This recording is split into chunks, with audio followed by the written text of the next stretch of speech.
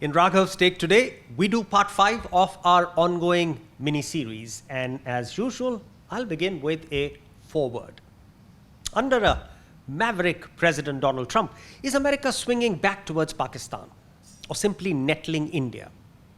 In this mini-series, we do a fascinating replay of history since the 1940s, how the personalities of successive American presidents have had an outsized impact on what I would call the quicksilver, the vacillating, perhaps even fraught America, India, Pakistan equation.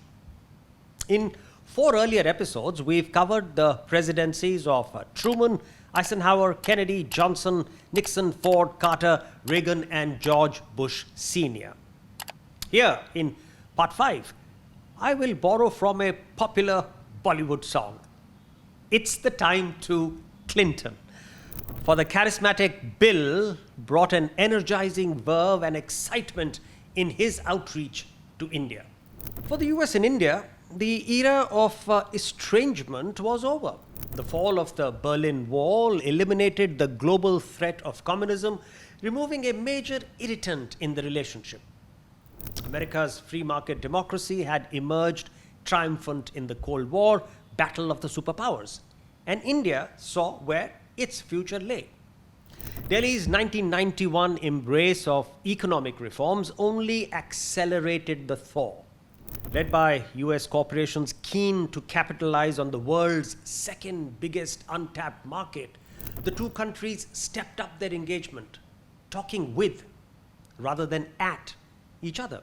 During the first Persian Gulf War, Delhi granted permission for US military planes which were en route from East Asia to refuel on Indian soil. That was unprecedented. It heightened the sense of goodwill. At the same time, Pakistan's unwavering determination to build nuclear weapons and its ongoing leniency towards terrorist groups seriously strained its ties with Washington. Though Bush Sr.'s administration never publicly named Pakistan as a state sponsor of terrorism in the same league as, say, Sudan or Iran, Syria, and Cuba, privately, it considered it to be one. Towards the end of Bush Sr.'s presidency, Secretary of State James Baker wrote to Pakistani Prime Minister Nawaz Sharif explicitly accusing Islamabad of supporting Muslim terrorists in Kashmir, as well as Sikh terrorists inside India. Our information is Nicholas Platt, the US ambassador to Pakistan, followed up in a curt memo. If this situation persists, the Secretary of State may find himself required by law to place Pakistan on the state sponsors of terrorism list. Such threats succeeded mainly in compelling the Pakistanis to be more discreet. We have been covering our tracks so far and will cover them even better in the future. That's ISI Chief Javed Nasir reportedly telling that to Sharif.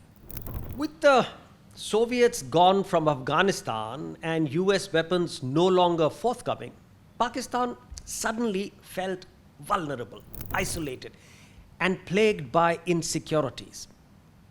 Islamabad allowed the Taliban to flourish.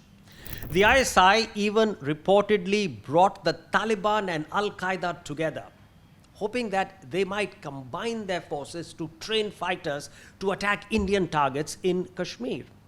In that sense, Pakistan played an unintentional role in hatching the 9/11 plot, which was conceived inside training camps run jointly by the Taliban and Al-Qaeda. During the 8 years of the Clinton administration, Washington's strategic shift from Pakistan to India became decidedly more pronounced. At first, Delhi actively pursued better relations with Washington, but the US was still preoccupied with the fallout from the Cold War and in any case concerned mainly with India's commitment to non-proliferation.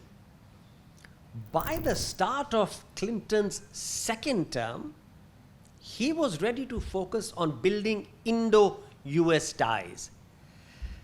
That plan took a hit, however, when India unexpectedly tested 5 nuclear devices in 1998, sparking widespread criticism, economic sanctions, and a similar test by Pakistan.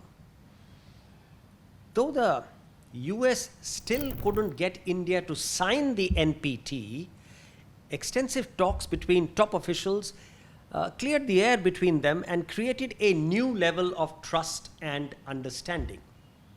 The tide had turned so much that when Pakistani-backed militants invaded Kargil in 1999, Washington pressured Islamabad to withdraw them promptly. That was a gesture that went a long way towards convincing India the US was serious about closer ties. The momentum peaked in a spectacular visit by Clinton to India in 2000. And that was the first by a US president since Jimmy Carter in 1978. Accompanied by his wife, daughter, and mother-in-law, the US president charmed everyone, from politicians to local shopkeepers, with his enthusiasm for Indian food, culture, and history. The massacre of 36 Sikhs in Kashmir on the eve of his visit only heightened his empathy for the persistent terrorist threat India had endured. In a warm and well-received address to Parliament, Clinton expressed disappointment over Delhi's refusal to sign the NPT, but acknowledged only India can determine its interests. And he went on, I share many of your government's concerns about the course Pakistan is taking. Your disappointment that past overtures have not always met with success. Your outrage over recent violence, he said. I know it is difficult to be a democracy bordered by nations whose governments reject democracy. If that didn't make Washington's sentiments clear enough, Clinton capped his 5 glorious days in India with 5 grim hours in Pakistan, as Cooks describes it. A stop added only after Beijing encouraged Islamabad to press for it. Even the nature of his arrival in each country underscored the stark difference in relations. In India, Foreign Minister Jaswant Singh broke protocol to greet the US president's entourage at the airport. While in Pakistan, a decoy Air Force One plane landed ahead of the real one to thwart any would-be assassins. The White House allowed no photos of Clinton with Pakistani leader Pervez Musharraf, while images of the US president with his Indian hosts flooded front pages everywhere. Meeting privately with Musharraf, Clinton implored him to crack down on militant groups waging attacks in Kashmir and to respect the line of control dividing the region. And in a 15-minute television address to the Pakistani people, he acknowledged America's long partnership with their country, but blamed violence and extremism for impeding its democratic progress. For this era does not reward people who struggle in vain to redraw borders with blood, he said. The message was clear. As far as Washington was concerned, Pakistan bore far more blame for the conflict in Kashmir than India did. In part 6, we turn to the mercurial tenure of George Bush Jr., marked by the 9/11 attack in New York, and of course, the nuclear tango with India. This was Raghav's take today.